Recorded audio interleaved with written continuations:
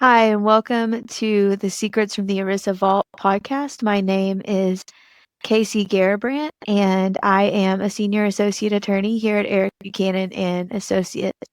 What I want to talk about today is the importance of the appeal in ERISA cases. So, specifically, long-term disability claims, which is what we handle primarily here. So, when your claim gets denied, you may be wondering what you should do. The first step is going to be filing an appeal. However, the appeal is critically important. It's extremely important that you do not fire off an appeal that is just a letter stating that you appeal. And there are a few reasons for that. First of all, the appeal should be something that responds to whatever the arguments are that the insurance company has made as to why they think that you no longer meet the definition of disability. So, if their letter says something like, we think that you could perform these 4 other jobs, then the appeal should actually do something to address why you can't do those 4 jobs. Similarly, if there's medical evidence that they say they need in order to approve your claim, your appeal should be something that includes that medical evidence. If it does not, then it's very likely that they will not be able to approve the claim. But beyond that, there are a couple legal and procedural reasons why it's so important to make sure that your appeal includes as much information as possible that supports your claim.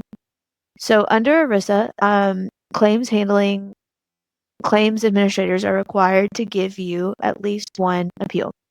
So they're not required to give you more than one appeal, though. So, in most plans, your appeal is your only chance to submit documents that perfect or improve your claim.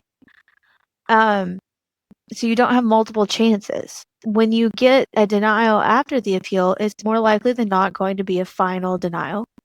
And when I say final denial, I mean that you won't have another chance to appeal to the insurance company to ask them to change their mind by adding more information. But I also mean that at that point, the only remedy to be able to get your benefits would be to go to federal court and file a lawsuit. And unlike the majority of civil cases that you might be familiar with, such as a car accident case, for example, this claim would not be resolved in court based upon a full trial with a jury and a judge where you'd be able to present evidence or have your doctor testify or where you would be able to testify or something like that. Instead, it's going to be resolved based on a closed record, and that record is going to consist of whatever the insurance company had at the time it made its final decision.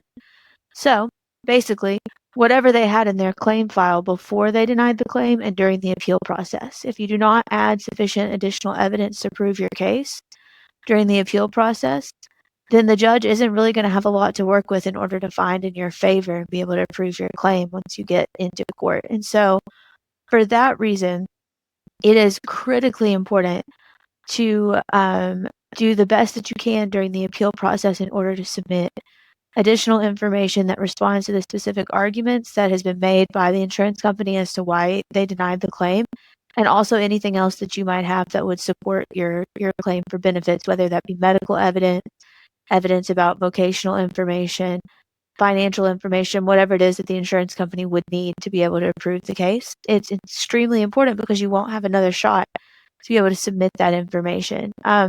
This is the time period when the majority of our clients come to us here at Eric Buchanan Associates because they recognize the importance and the need for help at that time period to be able to identify those items that they need for the appeal and make sure to put it all together in the strongest possible way. Thank you.